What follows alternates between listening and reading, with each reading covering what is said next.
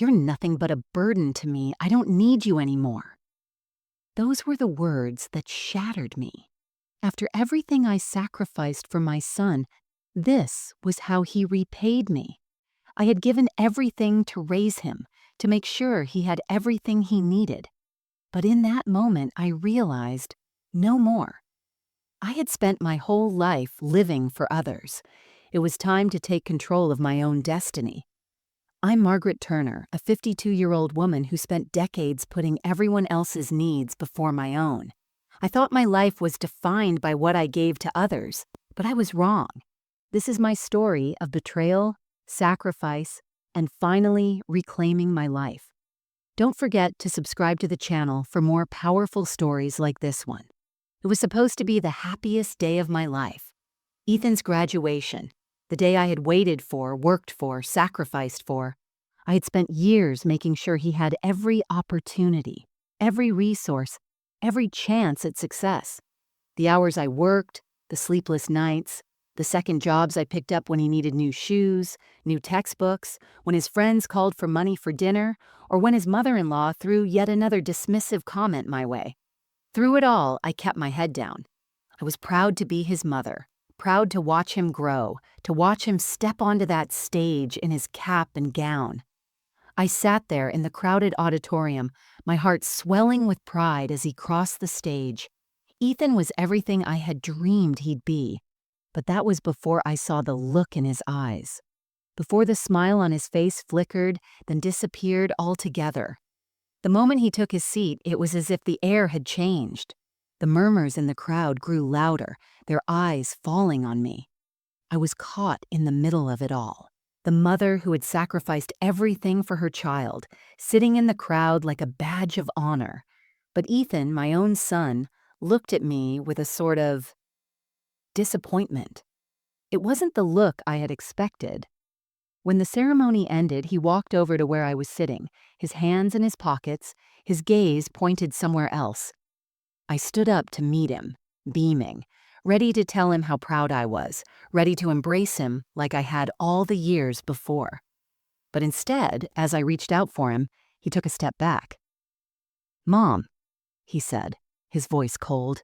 "Can we talk later?" My heart sank. "What's wrong, sweetheart?" "I need to go," he muttered, not looking at me. He was already turning away, his back to me. The hum of the crowd swirled around us, a sea of graduates celebrating their futures while my world was crumbling to the ground. "Wait, Ethan, please!" My voice broke, but I couldn't let him leave like this. Not after everything. "Ethan, I'm so proud of you. I just want to celebrate." He stopped walking but didn't turn to face me. "Proud of me?" He laughed, and there was no warmth in it. "For what, Mom?" "For being a burden to you all these years. For sucking every penny out of you to get through school." I felt the sting of his words, but I tried to shake it off. "Ethan, that's not fair. I've always done what I could to give you the best life. You know that." "Best life?" he sneered, finally turning to face me. The hurt in his eyes was now replaced with something far colder, something darker. "What did you give me exactly? A roof over my head? Big deal. I don't need your charity anymore. I've worked hard for everything I've gotten, and I'm done with you treating me like some charity case." My breath caught in my chest. The words felt like a slap to my face. Was this really happening? The son I had raised, the one I had poured my heart and soul into, was now standing here, calling me a burden, a charity case.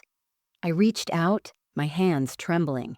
"Ethan, I gave you everything. I gave up everything for you. Yeah, well, I never asked you to." He cut me off, his voice sharp and final. "You think I'm proud of all the things you did for me? You think I care? It's just money to you, isn't it? You just want to feel like a hero." "That's not true," I whispered, the tears stinging my eyes. I had sacrificed my own life for him, and this is how he saw me. "I don't need you to rescue me anymore," he continued, voice growing louder, eyes narrowing with impatience. "This is my life now. I'm done with all of this. Done with you." And with that, he turned and walked away, leaving me standing there, surrounded by a sea of strangers, their eyes filled with pity as I tried to catch my breath. The noise of the world faded away as the weight of his rejection pressed down on me, crushing me into the cold, unforgiving floor of that auditorium. I was humiliated, not by strangers, not by anyone else, but by the one person I had given everything to, the one person who had promised me, over and over, that it would all be worth it. I looked around at the people, watching me, judging me, and I realized in that moment that they weren't the ones who had truly hurt me. It was my son, the one who should have cared the most. But I would not let this be my end. Number not anymore. I sat in the parking lot for what felt like hours, the engine of my car running but my mind refusing to move. Ethan's words replayed over and over in my head, each repetition more painful than the last, a burden, a charity case. I had never thought of myself as someone's liability, not once. But the way he looked at me, like I was nothing more than a weight he couldn't bear, shattered something deep inside me.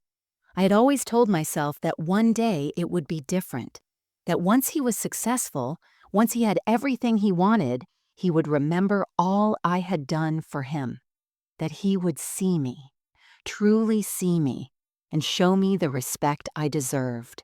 But now, I realized how naive I had been. I wasn't just angry, I was devastated. How could I have given so much to a child, to a son who wasn't even my biological one, only to be cast aside when I had nothing left to give? It wasn't just Ethan, it was everything. My whole life had been spent giving pieces of myself away, first to my husband, then to my son. I was always the caretaker, the giver, the one who worked tirelessly behind the scenes while everyone else reaped the benefits.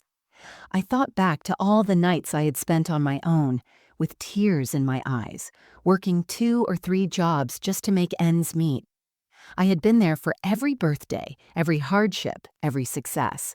I had been the one to clean the house, to cook the meals, to keep the lights on. I gave up my own dreams and hopes, thinking I was doing the right thing by him. And for what? To be discarded like trash the minute I wasn't useful anymore?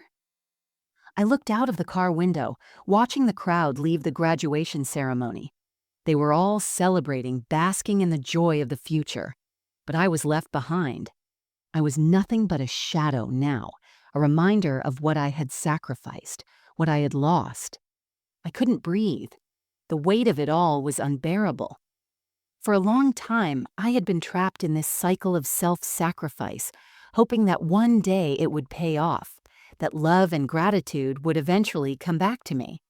But now I saw the truth. I had spent years taking care of others, never asking for anything in return, never expecting any kind of repayment. But in that moment, I realized that I had never taken care of myself. I had never valued myself. I had given up my self-respect in exchange for a love that was never really given back to me. No one had ever told me that I deserved more. No one had ever told me that I should stop giving until I was empty. No one had ever told me that I mattered. But I was done with that. I was done with being the silent worker, the one who everyone depended on but never acknowledged. I was done being the invisible mother. That day, in that parking lot, I made a decision to reclaim my life, my dignity, and my future. It wasn't about revenge. It wasn't about proving anything to Ethan or anyone else. It was about me. It was about standing up for myself finally. I wiped the tears from my eyes and started the car. The drive home was quiet, but in the silence, something inside me shifted. I wasn't sure where this new strength was coming from, but it was there. It was growing inside of me, like a seed that had finally taken root. That night, after I had gone through the motions of dinner and getting the house ready for bed, I sat at my kitchen table. I didn't want to go to bed. I didn't want to fall asleep with the thoughts of Ethan's cruelty haunting me. Instead, I pulled out my phone, something I had never done before, looking for a solution, something to distract myself, to ease the ache that had settled deep inside my chest. That's when I saw the notification. It was from an old colleague, someone who I had worked with years ago, a woman named Catherine. She had been kind to me, more than kind. She had been the one who always checked in on me, even when things were tough. She had been a constant in my life, offering support when I needed it most, but I hadn't heard from her in years. And there it was, a message from her that was unlike any other I had received. The message read, "I have something important to discuss with you. I know it's been a long time, but I need you to know something. Please, when you get this message, call me." I stared at the screen, my heart pounding. Why would Catherine be reaching out to me now after all these years? What could she possibly need to tell me? I didn't hesitate. I called her immediately. When she answered, her voice was warm, but there was something else behind it, an urgency, a gravity to her words. "Margaret," she said, her voice soft, "I don't know how to say this, but I need you to know something important. I've been meaning to tell you for years, but I just never found the right time." I sat up straight in my chair, every muscle tense. I could feel the air around me growing thick with anticipation. "You're in my will, Margaret," Catherine continued. "You have been for a long time. You're the sole beneficiary. Everything I've worked for, everything I've saved, it's yours now." My breath caught in my throat. "Wait, what?" I managed to choke out, barely able to believe what I was hearing. "You heard me," she replied gently. "You've always been like family to me, and I've left you everything. My estate, my fortune, everything I've accumulated. It's all yours now, Margaret. You're going to be taken care of." I sat in my kitchen, the phone still pressed to my ear, trying to make sense of what Catherine had just told me. My heart was racing and I could hardly breathe. This wasn't possible. It didn't make sense. Catherine had never once mentioned anything about a fortune, about a will. We'd been friends, colleagues, but she was never the type to discuss her wealth or her personal affairs with anyone, let alone me. But here I was, stunned, listening to her voice as she explained everything. "I'm sorry I didn't tell you sooner, Margaret," Catherine continued. "I've been planning this for a while. I wanted to make sure you were taken care of. You've done so much for others, especially Ethan. I just—" She hesitated, almost as if she were second-guessing herself. "I just wanted to make sure you knew you deserved more. So I've left you everything. Please don't feel guilty about it. You need this, Margaret. You deserve this." Guilty? I wasn't sure what I was supposed to feel. All I could think about was how I had been wasting my life, giving so much of myself away, always putting others first and never once thinking about myself. And now, in the midst of my son's rejection, I was being offered a chance to start over, a chance to claim something for myself for the first time in my life. I'd always believed that family was everything. I had believed that my worth was tied to how much I could give, how much I could sacrifice. I had lived my entire life in service to others, my son, my ex-husband, even people like Catherine. But now, after hearing those words, something inside me snapped. I had spent so long giving everything to everyone. And for what? To be abandoned?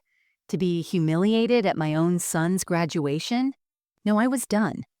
I didn't know what I was going to do with the money. I didn't know how I would even begin to process it all. But what I did know was this. I was no longer going to be anyone's stepping stone. I wasn't going to be the invisible, sacrificial mother. I wasn't going to be the one who was expected to give, to bend, to break. I had spent years putting everyone else first, and now it was time for me to finally put myself first.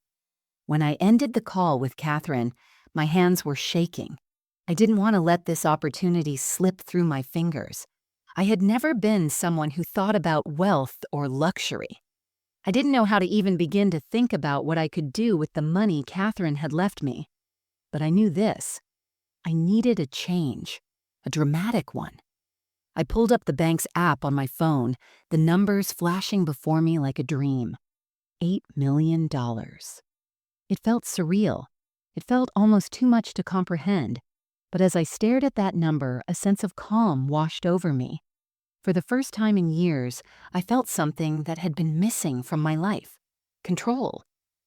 I wasn't going to use the money to buy Ethan's affection. I wasn't going to give it to him like I had done with everything else. No, this was mine. For me. And I wasn't going to let anyone, not even my son, take that from me. The next morning, I woke up with a resolve I had never known before. The humiliation from Ethan's graduation day still stung. But now, it wasn't the first thing I thought of when I opened my eyes. I had a new purpose, a new fire in my chest. I pulled out my old resume, dusted off the cobwebs of a past I had long ignored, and started drafting an email. It was time for me to take control of my life. And to do that, I needed to take a bold step forward. I was done with the job that had always held me back. I didn't need it anymore. I could live on my own terms now. The thought made me giddy. For the first time, I felt like I had a future, one where I wasn't just playing a supporting role in everyone else's life. I knew I couldn't just walk away from everything immediately. I still had responsibilities, commitments, but I could start by taking small steps. Big steps were too much for me to handle all at once. But I knew one thing. I wasn't going to wait around any longer for someone else's approval. I wasn't going to let my son or anyone else dictate my life anymore. I thought back to the years I spent working, trying to prove myself, always doing what I was told, always trying to be the perfect mother, the perfect employee. And all for what? To be called a burden? To be humiliated publicly at my son's graduation? No, I had given too much, and now it was time to take it all back.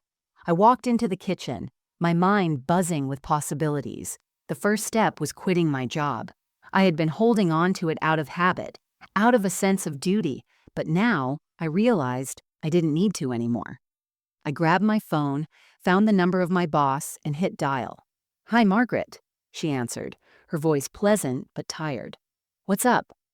"I'm resigning," I said firmly, not giving myself time to hesitate. "I'm done." There was silence on the other end of the line. I knew she didn't understand. Most people wouldn't. But I wasn't asking for her approval. I didn't need her to understand. "Well, I guess I'll need you to come in and sign some paperwork," she finally replied. "I'll take care of it," I said. "I'm not coming back." I hung up, the weight of the decision settling in. I wasn't just quitting my job. I was quitting everything that had held me back for so long. I was done being the woman who everyone leaned on, the woman who gave, but never took. This was the beginning of something new.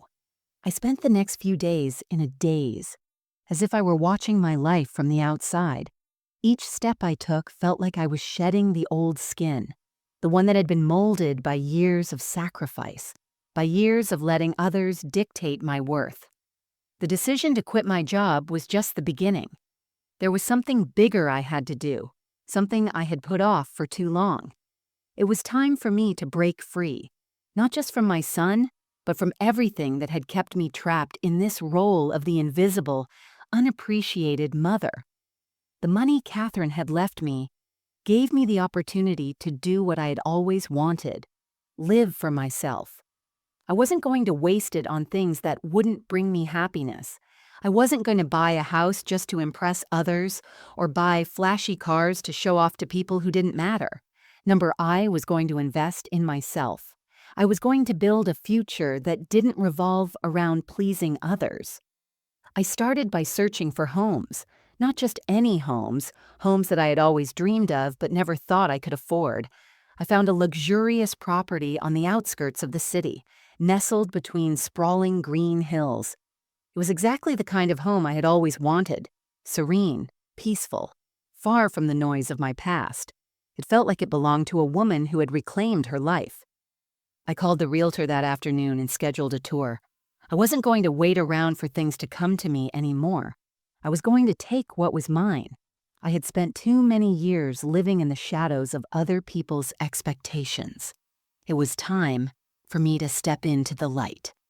The day of the viewing arrived, and I found myself standing outside the gates of the property, gazing at the large, grand house in front of me. It felt like a dream. I never thought I'd be here, standing in front of a home that could truly be mine, without anyone's judgment or expectations weighing me down. The realtor, a friendly woman named Monica, greeted me with a smile. "Hello, Mrs. Turner. I'm so glad you could make it. This property is one of the most exclusive in the area. I'm sure you'll love it." She led me through the spacious house, showing me the large living areas, the floor-to-ceiling windows that opened up to an expansive view of the hills. The house was perfect. It was everything I had ever imagined: open, light, and full of possibilities. I could already imagine myself here, peaceful, calm, away from the toxic relationships that had held me back for so long. As we walked through the house, I couldn't help but smile. This was mine now. It wasn't just a house. It was a symbol of my independence, a symbol of everything I had worked for, everything I had earned. Monica took me to the backyard where a garden bloomed with roses and lavender. The air was fresh, crisp, and clean. I closed my eyes for a moment, breathing in the scent of the flowers. I couldn't remember the last time I had felt this free, this alive. "You really seem to be enjoying the space," Monica said with a knowing smile. "I do," I replied, turning to face her. "I think this is the one." Her eyes lit up. "I'm so glad you like it. I can get the paperwork started right away if you're ready." I didn't even hesitate.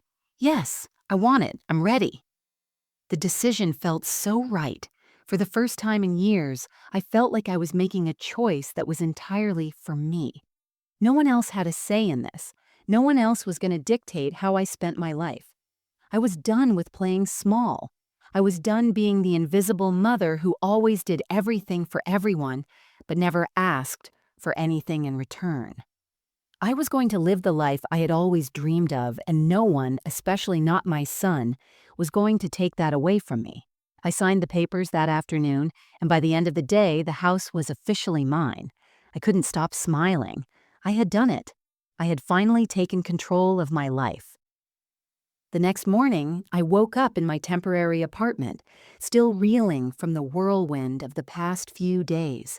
The move had been quick, practical, but the enormity of what I had just done began to settle in.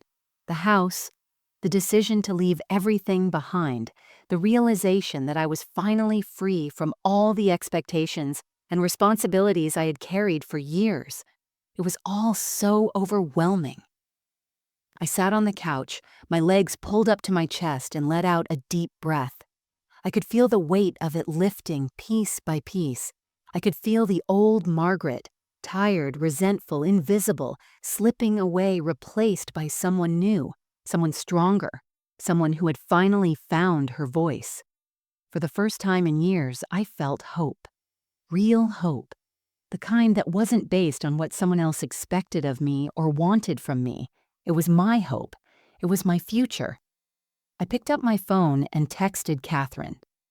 I did it. I bought the house. It's mine. Thank you for believing in me. I didn't expect her to reply right away, but within a few minutes my phone buzzed with her response. "I knew you could do it. You deserve every bit of happiness. Enjoy it, Margaret. This is your time." Her words hit me harder than I expected. I realized in that moment that I was not alone. There were people in this world who saw me, who appreciated me, and I wasn't going to let anyone, least of all my son, take that away from me. I stared at the message for a long time before setting my phone down. Then I walked over to the window, pulled back the curtain, and looked out over the city. The sun was setting, casting a warm glow over everything. For the first time in years, I wasn't just looking out at my life. I was stepping into it. The next few days were a whirlwind of excitement and uncertainty. I spent hours settling into my new place, organizing, decorating, making it my own. Every corner of that house felt like a fresh start, a declaration of freedom. No longer would I be the invisible woman in the background. No longer would I be the one who gave and gave, only to be taken for granted. But as the days went by, something gnawed at me, a constant, unshakable thought. Ethan. He hadn't tried to contact me since the graduation. Not once. At first, I had been relieved, but now I couldn't help but wonder if I was waiting for something. Some acknowledgement, some attempt at reconciliation, some sign that he cared. Then, one afternoon, the doorbell rang. I froze. I hadn't been expecting anyone, especially not him. But when I opened the door, there he stood, Ethan. His face was pained, eyes red-rimmed. He looked like he hadn't slept in days. For a moment, we just stared at each other. The silence between us was thick with years of unspoken words, resentment, and pain. "What do you want, Ethan?" I asked, my voice calm but firm. His eyes flickered with guilt, but it was quickly replaced by something else, defensiveness. I need to talk to you," he muttered, his voice strained, "about what happened at graduation." I felt a surge of anger, but I swallowed it down. I wasn't the same woman I had been when I dropped him off at that ceremony. I had a voice now, and I was ready to use it. "You want to talk?" I stepped back, motioning for him to come inside. "Then talk. But don't think you can come here and expect me to just forgive you, Ethan. Not after everything you've said to me." He stepped inside, but he seemed hesitant, unsure of what to say. He ran a hand through his hair, taking in the space around him as though trying to gather his thoughts. "I didn't mean it," he began, his voice soft but full of uncertainty. I was just upset. I was under pressure, and I took it out on you. I didn't mean to hurt you." I crossed my arms, raising an eyebrow. "No, Ethan, you didn't just take it out on me. You humiliated me, in front of everyone. And for what? Because I've always been there for you, because I've supported you in every way possible, because I've given my entire life to making sure you had everything you needed. And for what? To be thrown out like I meant nothing?" His expression faltered, and he looked away, his eyes filled with discomfort. "Mom, No, Ethan," I cut him off, stepping closer now. "You don't get to justify your actions with some lame excuse. I'm not some punching bag for your frustrations. I'm your mother. I gave up everything for you. You should have respected that, not used it to manipulate me. I've been nothing but a tool for you to exploit, haven't I? You've taken every penny I've earned, every ounce of energy I've had, and you've turned it all into a reason to belittle me, to make me feel like I was never enough." He opened his mouth, but no words came out. He looked lost, the weight of his actions finally dawning on him. I could see it in his eyes. The guilt, the realization that he had crossed a line he couldn't undo. "I've worked my whole life for you, Ethan," I continued, my voice steady now, almost cold. "I worked 2 jobs to pay for your school. I bought you a house with money I scraped together after working myself to the bone. I gave up my health, my dreams, my future, all for you. And this is how you repay me? By telling me I'm a burden? By throwing me out of your life because I lost my job?" Tears started to well in my eyes, but I refused to let them fall. I was done crying over him, over what he had done to me. I had shed enough tears over the years. "I've spent my entire life trying to be a good mother, Ethan," I said, my voice shaking now, but I didn't care. "But you never appreciated it. You never even acknowledged it, and now you've thrown me away like I'm nothing, like I never mattered." His face twisted in a mix of anger and guilt. "I'm sorry," he muttered, his voice breaking. "I didn't know. I didn't realize how much you sacrificed. I thought you were just being difficult, trying to control everything." I stepped back, shaking my head in disbelief. "Control? Is that what you think this was about? Me controlling you? No, Ethan. This was about me trying to give you the best life I could. This was about love. The love I gave you, even when you didn't deserve it. But now, I see it clearly. You don't love me. You love what I can do for you. You love what I can give you. And once I stopped being useful, you threw me out. And you know what? I'm done." He took a step forward, reaching out to me, but I took another step back, my heart racing. "No, Ethan, don't come near me. You don't get to walk back into my life just because you realize you've messed up. Not this time. You don't get to use me anymore." His eyes flickered with frustration. But there was something else there, too. A sense of desperation. "Please, Mom. I didn't mean for it to go this far. I need you. I do. I just didn't know how to deal with everything." I laughed bitterly, the sound foreign to my ears. "You don't need me, Ethan. You never did. Not in the way I needed you to. You only needed me when it was convenient for you. And now, I'm not going to let you manipulate me into feeling guilty for, finally, standing up for myself." I could see the anger in his eyes, the frustration building up. But I didn't care. I wasn't afraid of him anymore. I had nothing left to lose. I walked to the door, my back straight, and looked at him one last time. "I'm done, Ethan. You and I are done. You've made your choice. Now I'm making mine." He stood there for a moment silent before he turned and walked out the door, his shoulders slumped. And I closed the door behind him, finally feeling the weight lift from my chest. I stood by the door, watching Ethan's retreating figure, a knot in my stomach. The finality of it all settled in like a heavy weight, but it didn't feel as crushing as I thought it would. It felt like freedom. For the first time in years, I wasn't trying to please anyone. I wasn't worried about how my son felt or how his family would react. I wasn't the one who needed to change. They were. They were the ones who had crossed a line, who had abused my kindness, who had twisted my love into something that only served their selfish needs. And now, they had no place in my life. But even as I stood there, the weight of my decision sinking in, a part of me still felt conflicted. There were moments when I questioned myself. Did I make the right choice? Was I really doing the right thing by cutting him out of my life completely? It was hard not to second-guess myself, especially when the memories flooded back.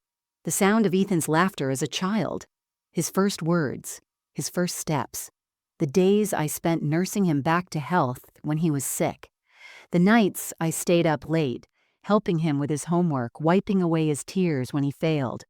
I gave everything to him, and now he was gone.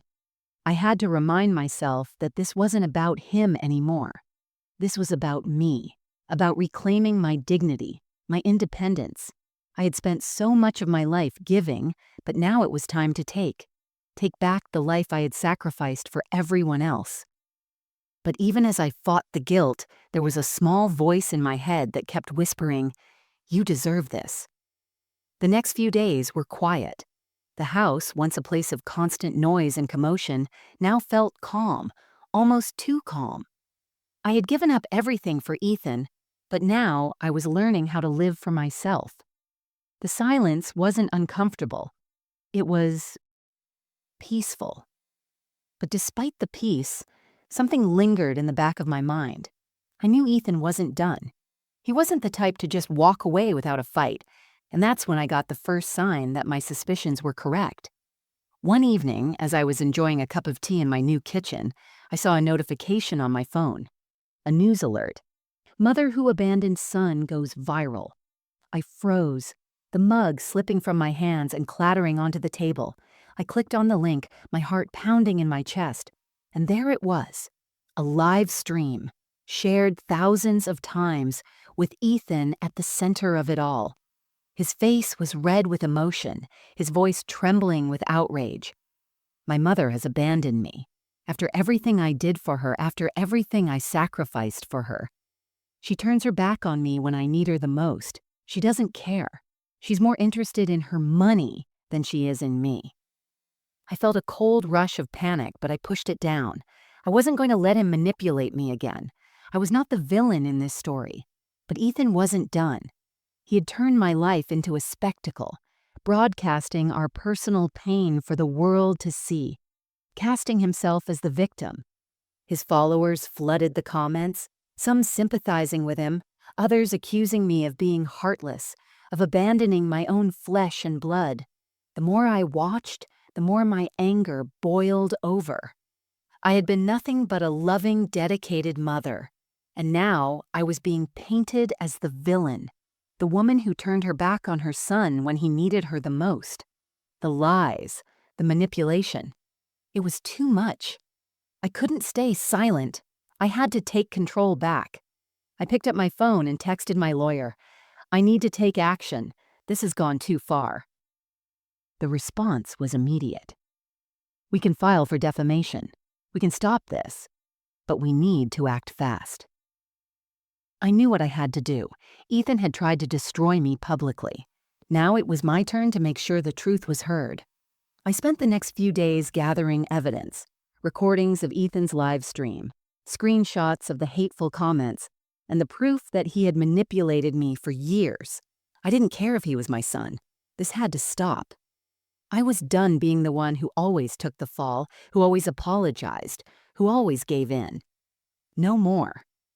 The lawyer advised me to file for a restraining order against him to stop the defamation. I agreed without hesitation.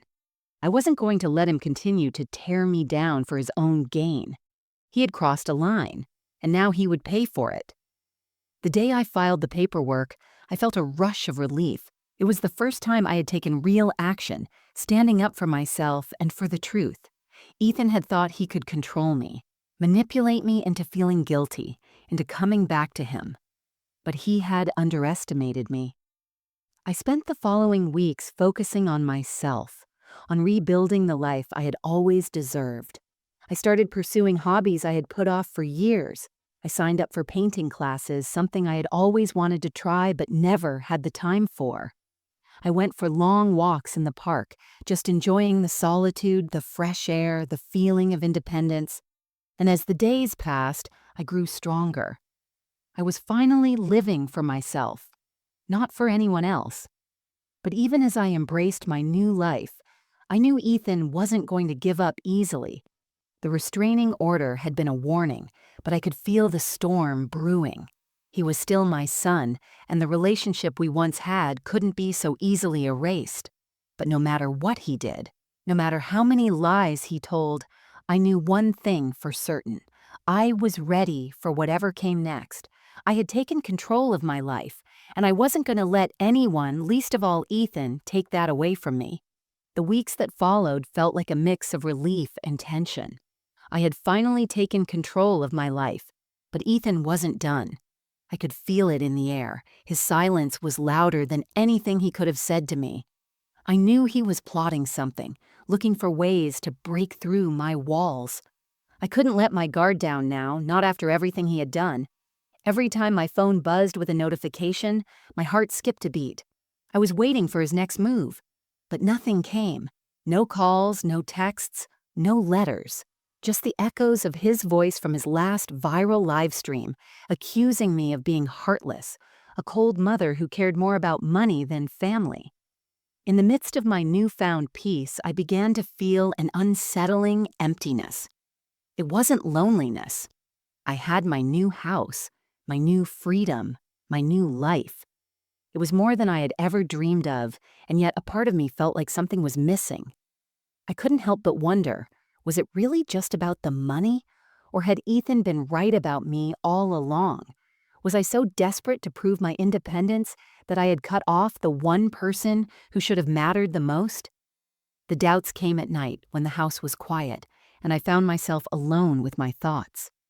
I could feel the cold sting of his words all over again, as if they were etched into my mind, a permanent scar. "You're heartless," he had said. "You abandoned me." But I knew the truth. I hadn't abandoned him. I had let go because he had forced me to. He had pushed me away, dismissed my love, my sacrifices. And yet, the guilt still clung to me, like a shadow I couldn't shake. I tried to push the thoughts away. I focused on my classes, on the art projects I had started, on the little moments of joy I was rediscovering. But every now and then, that small voice of doubt would creep in. And when I saw his face, on social media, on the news, or in a random photo that surfaced from his graduation, those feelings flared back to life. One evening, as I was finishing up a painting, I received a call from my lawyer. His voice was somber. "Margaret, we need to talk." I could tell by his tone that this wasn't good news. My stomach churned as I listened to him explain what had happened. "It looks like Ethan has escalated things. He started another campaign against you. He's got a new video series. He's claiming that you're trying to ruin his life, that you've cut him off and now you're trying to take everything from him. He's telling people you're trying to erase him from your life entirely." I felt a cold wave of anger wash over me. He had done it again. He was using me, manipulating my life, twisting the truth to fit his narrative. "How is this possible?" I asked, my voice shaking with frustration. "It's the same strategy he used before," the lawyer continued. "He's telling a sob story, portraying himself as the victim, claiming you abandoned him because of your inheritance.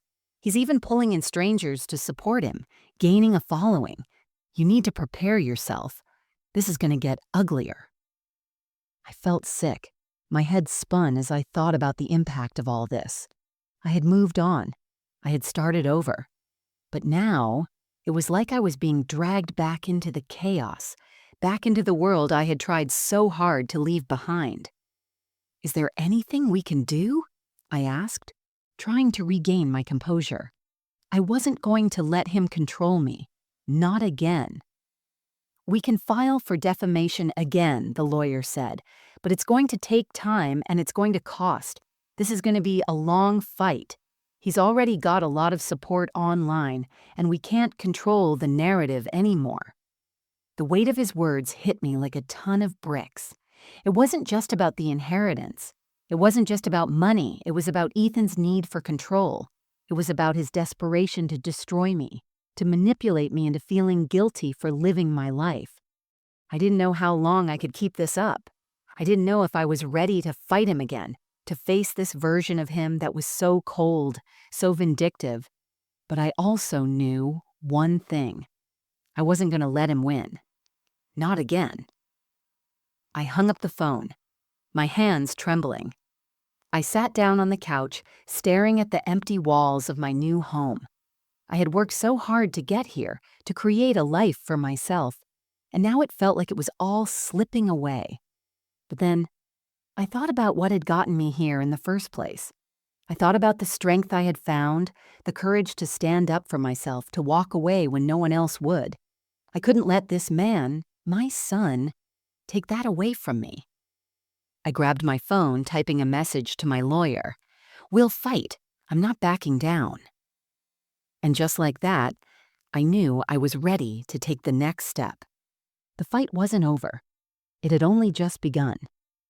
The next few weeks passed in a blur of legal meetings, mounting tension, and sleepless nights. Ethan's campaign against me only grew stronger. His online presence exploded, fueled by pity, sympathy, and support from strangers who believed his version of the story. Every time I opened my phone, I was bombarded with comments. Some were supportive, others venomous. He had made me the villain in his narrative, portraying me as the cold-hearted mother who abandoned her child after gaining wealth. It didn't matter that I had worked my entire life for him or that I had sacrificed everything. To him, none of it mattered. What mattered was his control, his need to manipulate and twist the truth to fit his agenda. The lawyer continued to fight back, filing motions for defamation, but the process was slow and the damage was done. Ethan's lies had spread like wildfire. I could feel it. People who once respected me now questioned my motives, unsure whether I had truly been the loving mother I claimed to be. But something shifted in me. I had spent so many years being manipulated, being the one who always apologized, always gave in. I had been so afraid of losing Ethan's love that I had let him dictate my life. But now I wasn't afraid anymore. I wasn't afraid of the backlash or the judgment. I wasn't afraid of standing up for myself, no matter what it cost me. I knew that to end this, to truly reclaim my dignity and my life, I had to take one final bold step. I wasn't going to hide anymore. I wasn't going to let him control the narrative. If Ethan wanted to play this game, then I would play it on my terms. The next day, I took a deep breath and stood in front of the camera for the first time in weeks. I had already prepared my statement, but this time, it wasn't just about defending myself, it was about taking control. I turned on the camera, staring directly into it. The weight of the world on my shoulders. I've seen the lies, I've heard the accusations, and I won't sit by and let them continue, I said, my voice calm but unwavering. Yes, I've made mistakes. Yes, I've walked away from my son, but I did not abandon him. I did not cut him off out of malice or greed. I walked away because I had to, because I was no longer willing to be manipulated, no longer willing to let someone use me for their own gain. I paused, gathering my strength. I've worked my entire life for the people I loved. I gave everything to raise my son. But when he turned on me, when he called me a burden and used me for his own purposes, I realized something. I had been invisible. I had been the one who gave and gave, never asking for anything in return. And when I stopped giving, I stopped being needed. So, I walked away. Not because I don't love him, but because I love myself. And that's something I should have done a long time ago. The words felt right. For the first time in a long while, I wasn't afraid. I wasn't hiding anymore. I was telling my truth, loud and clear, for the world to hear. I am not the villain here. I am not the one who abandoned my son. I did everything for him, and when I needed him, he turned his back on me. Now I'm taking my life back. I'm done being the invisible mother. I'm done being the one who gets used. I ended the video, and for the first time in weeks, I felt a sense of peace. The weight that had been on my shoulders for so long seemed to lift. I had finally taken control. Within hours, the video had gone viral. The comments poured in. Some were supportive, some still clung to Ethan's narrative, but I didn't care. The truth was out there now. I had spoken my truth, and no one could take that away from me. The fallout from the video was immediate and intense. Ethan's supporters, the ones who had been rallying behind him, turned on me. They flooded my social media with hate, calling me selfish, accusing me of manipulating the story. But it didn't matter. The moment I released that video, I knew the truth was out there. The most unexpected part was the support I received. People who had been silent before now reached out. Old friends, colleagues, even strangers who had been following my story. They told me they had always admired my strength, but now they saw me as something more. Not just a mother, but a woman who had found her voice and stood up for herself. It felt empowering, but it also came with its own price. The backlash from Ethan was brutal. He refused to back down. His videos grew even more vitriolic, blaming me for ruining his life. He even went as far as to accuse me of neglecting him, of emotionally abandoning him when he needed me the most. But this time, I wasn't falling for it. I wasn't the one who had done anything wrong. The longer he spoke, the more his lies unraveled. And when I received the legal documents stating that his social media accounts were being investigated for harassment and defamation, I couldn't help but feel a sense of vindication. The court proceedings were drawn out, but the truth was on my side. As the evidence piled up, my past sacrifices, the way I had been mistreated, the case against Ethan grew stronger.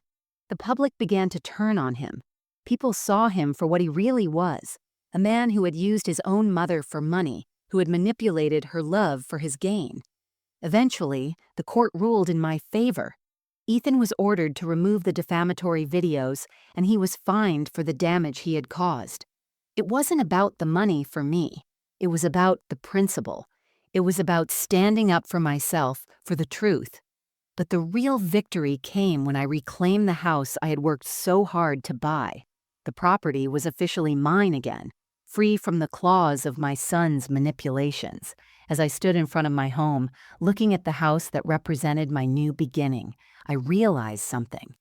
This wasn't just about the house or the money.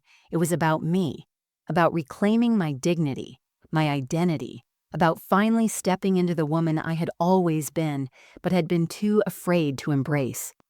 I had faced down the lies, the betrayal, and the pain. I had fought back, and now, for the first time in my life, I was free. Free to live, to love, to be who I was meant to be. And nothing, no one, was going to take that from me again. The final court ruling had left me feeling lighter than I ever thought possible. The fight with Ethan, the defamation, the manipulation, all of it was finally behind me. But in its place, there was something I hadn't expected. Peace. A peace that came from the finality of the decision, from knowing that I had taken control of my life, once and for all. The first few days after the ruling were filled with a quiet satisfaction. I spent time in my new home, savoring the solitude, the stillness. The house that once seemed too big for me, too unfamiliar, now felt like a sanctuary. I spent my mornings with a cup of coffee by the window, watching the world outside, knowing that for the first time in years, I wasn't waiting for something to change. I had made the change. I started taking longer walks through the neighborhood, getting to know my neighbors, building a new life for myself. I joined a local art class, something I'd always wanted to do but had never made time for. Each new step was a testament to my newfound freedom. I was creating something just for me. I wasn't defined by what anyone expected of me anymore. But the phone calls still came. Ethan called me once, his voice strained, his words apologetic. But there was something insincere about it, a desperation in his tone. He asked for another chance, begged me to come back, to forgive him, but I didn't respond. I wasn't going to be manipulated again. His words no longer held power over me. A few weeks later, I ran into Nicole at a local coffee shop. Her face was tight with worry, her eyes avoiding mine as she approached. She was no longer the confident, judgmental woman I remembered. There was a quiet sadness to her now. "Margaret," she began, her voice small, "I just want to apologize. I never realized how much you had done for Ethan. We never saw it. We were blind to everything. I know it's too late to fix things, but I wanted you to know that I'm sorry." I nodded but didn't say anything. Nicole had her own role to play in all of this, and I wasn't sure if her apology came from guilt or from the collapse of her perfect image of her life with Ethan. But it didn't matter. It wasn't about them anymore, it was about me. "Thank you," I finally said, "but it's time for me to move on." She nodded, eyes welling up. We stood there in silence for a moment. Two women who had once been caught in the same web of deceit and manipulation, now standing on opposite sides of the fence. I didn't need her apology. I didn't need anyone's approval. I had moved past it. The next few months passed in a blur of quiet happiness. I poured myself into my painting, my art, finally finding the peace and expression I had always wanted. I explored the city, finding new places to eat, new people to meet. I even made a few new friends, people who appreciated me for who I was, not for what I could give. But every now and then, when I found myself alone, I thought about Ethan. I thought about the boy I had raised, the man he had become, and the space between us that could never be filled. I had given him everything, and in the end, it wasn't enough. But I realized something important. That was never my fault. I had loved him with everything I had. He was the one who had walked away from that. I had spent so many years trying to prove my worth to everyone else, trying to fix things, trying to make everything right. But now, I had finally learned to live for myself. I wasn't going to let my past mistakes define me. I wasn't going to let the lies of one person destroy everything I had worked for. I had fought for my dignity, for my future, and I had won. As the days turned into weeks and the weeks into months, I found myself reflecting on everything I had been through. The humiliation at Ethan's graduation, the betrayal, the defamation, all of it seemed so far away now. What I had once seen as my worst nightmare had transformed into the catalyst for my rebirth. It had pushed me to a place where I could finally take control of my life, where I could live for myself and not for anyone else. I was stronger now, not just emotionally, but mentally. I had learned the power of walking away, of saying no, of setting boundaries. I had learned that love doesn't always mean sacrifice, and that sometimes the greatest act of love is to love yourself enough to walk away from toxic relationships, no matter how hard it is. I had found my peace. One afternoon, as I sat on the balcony of my home, overlooking the garden that had bloomed into a beautiful oasis, I felt a deep sense of contentment. For the first time in my life, I wasn't looking back. I wasn't waiting for someone to come and save me. I was saving myself. And in that moment, I realized that the person I had been waiting for all these years wasn't Ethan or anyone else. It was me. I had always been the answer to my own happiness. The phone rang, interrupting my thoughts. I glanced at the screen, seeing it was from my lawyer. "Margaret, I just wanted to update you. The case against Ethan is finally closed. He's been ordered to pay restitution for the defamation, and his social media accounts have been permanently suspended." I let out a breath, a small smile tugging at my lips. Justice had been served, but more importantly, I had already found my peace long before the case was closed. "Thank you," I said softly, "but I don't need any more updates. I'm done with that chapter of my life." The lawyer was silent for a moment, and then he chuckled. "I think you're right. You've already won." As I hung up the phone, I looked out over my garden once more. The sun was setting, casting a warm glow over the flowers and trees, and I knew that no matter what happened in the future, I was finally where I was meant to be. This was my life, my journey, my victory. And I wasn't going to let anyone, least of all Ethan, take that away from me again.